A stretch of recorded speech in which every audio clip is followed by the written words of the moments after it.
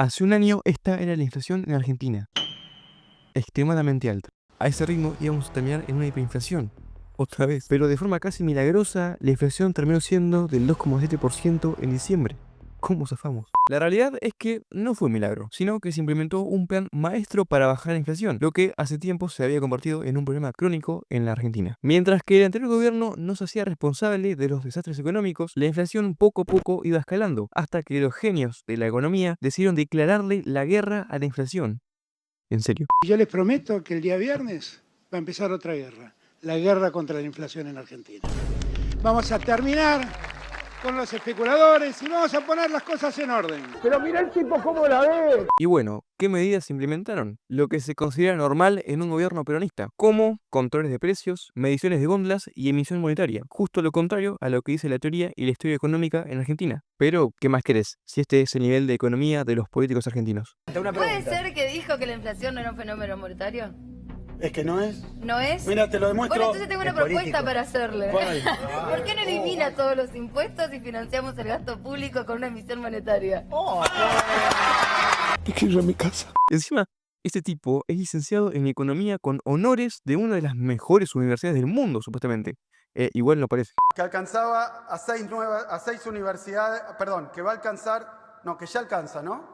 A 9 universidades más, claro, no empezaron las clases, y 6 de ellas del interior y algunas incluso con varias sedes. La educación fue y será una prioridad absoluta. Comenzó la primera etapa del programa. Se aprobó un nuevo diseño curricular. Revertimos la proporción. Lo que queremos es que el lugar. Tan pelotudo, viejo. Cuestión. Después de unos cambios de ministros de Economía, llega el superministro Sergio Tomás Mas, o Sergio Tomás de la Buena. No, mentira, perdón. Y bueno, Massa es abogado. Sí, pusieron a un abogado como ministro de Economía en uno de los países con más problemas económicos del mundo. Todo lo que podía salir mal, salió mal. Subió el dólar, subió la deuda, subió la inflación, subió la pobreza, subieron las ayudas sociales para poder ganar una elección, creció la base monetaria, nos quedamos sin reservas y estábamos a un pedo de cagarnos encima. O sea, a nada de entrar en default. Otra vez. Pero ahí llegó Milei con sus 4 claves para terminar con la inflación. El ajuste fiscal fue la primera clave en la estrategia, ya que atacó a una de las principales causas de la inflación, el desbalance entre los ingresos y gastos del Estado. La idea era alcanzar el déficit cero, es decir, lograr que el Estado gastara únicamente lo que recaudaba, sin la necesidad de endeudarse o emitir. Pero para poder reducir el déficit fiscal hay que achicar el Estado, donde lógicamente va a haber gente perjudicada, pero bueno, es imposible salir de una crisis sin sufrir.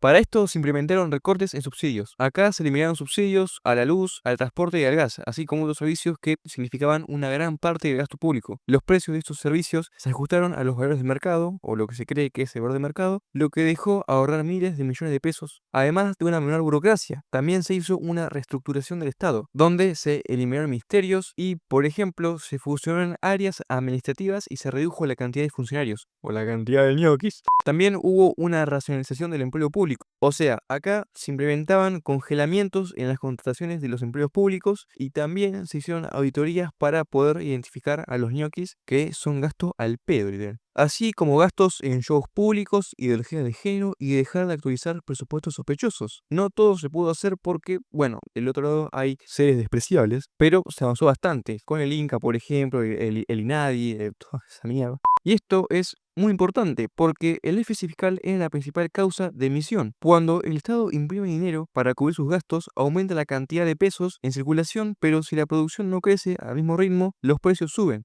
generando inflación. Y con esto aumenta la pobreza y sí, todo esto ya lo sabemos, menos él. Es que no es. Gracias a reducir el déficit y dejar de emitir, se logra estabilizar la moneda. Con menos emisión de pesos, la presión inflacionaria se contrajo y se cortó de raíz con el problema inflacionario. Porque, a ver, el control de precios sirve, pero al corto plazo. Porque cuando al productor le aumentan los precios, dice, no, yo regalado no aumento nada, y ahí cagaste. Y es que al hacer las cosas bien, se recupera la confianza. Los mercados nacionales e internacionales empezaron a ver a la Argentina como un país más confiable, lo que atrajo inversiones. Además de reducir la deuda pública, como que ya no se dependen de préstamos, el Estado evitó acumular más deudas. Por eso el dólar está ahí quietito y baja el riesgo país, porque hay más confianza. Y si hay más confianza, la gente no sale como loca a comprar cosas, comprar dólares o sacarse encima de los pesos, que eso es lo que pasaba antes, y eso hacía que se pierda más de valor y quilombo. La segunda clave en la estrategia de Milei para terminar con la inflación fue la reducción de aranceles a las importaciones, una medida enfocada en promover la competencia, abaratar productos y fomentar una economía más abierta. Si alguno está medio perdido, los aranceles son impuestos que se aplican a los productos importados para proteger la industria nacional. Milei implementó un programa de reducción arancelaria progresiva que eliminó o disminuyó impuestos sobre las importaciones. Por ejemplo, reducción de aranceles a bienes de consumo. Productos básicos como alimentos, electrodomésticos y ropa vieron una reducción en los aranceles, permitiendo que los bienes importados llegaran al mercado argentino a precios mucho más bajos. También se eliminaron aranceles sobre maquinaria, herramientas e insumos industriales que las empresas argentinas necesitan para producir. Esto hizo que las industrias pudieran reducir sus costos de producción, lo que por consecuente bajó los precios y la inflación. Además, Argentina buscó renegociar acuerdos con el Mercosur y otras regiones para promover un mercado más libre, terminando con los especuladores, bajando los costos y la inflación. Esto pasa porque hay más oferta, la base monetaria es la misma y si entendemos este grafiquito, ya está, ya sos mejor economista que Kicillof. La tercera clave fue el manejo de la deuda pública, lo que estabilizó la economía, porque antes el país tenía una deuda bastante grande que presionaba a los mercados, drenaba recursos públicos y presionaba indirectamente sobre la inflación debido a la necesidad constante de refinanciar o emitir moneda para pagar los intereses. Pero ese no es el único problema de la deuda pública, sino que había otros tres más todavía, como altos intereses. Cada año una parte importante del presupuesto se destinaba al pago de intereses, reduciendo los recursos disponibles para servicios esenciales y ahí aparecía ella. Desconfianza. La elevada deuda desalentaba a los inversionistas, que veían a Argentina como un país riesgoso. Miren este gráfico nomás. Presión sobre el tipo de cambio. Para pagar deudas en dólares, el gobierno necesitaba divisas, lo que presionaba al mercado cambiario y debilitaba al peso.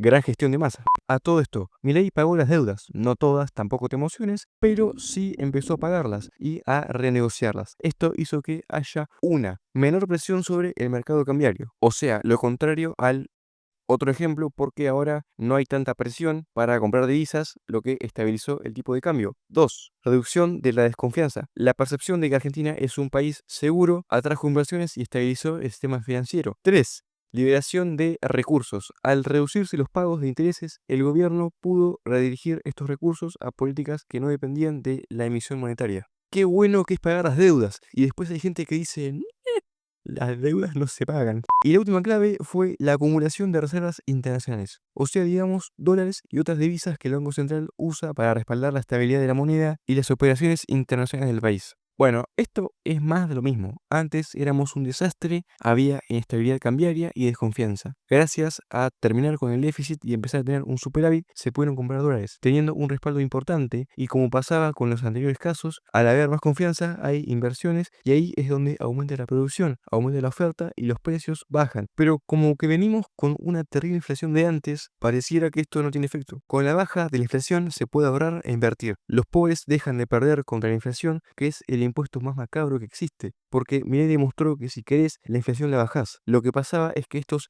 hijos de contra ¡Para un poco, Mose, pará! les convenía tener inflación. ¿Qué opinan ustedes? Para mí está claro que estas basuras querían que seamos pobres para que dependamos de ellos y así eternizarse en el poder. Pero bueno, llegó este tipo y les rompió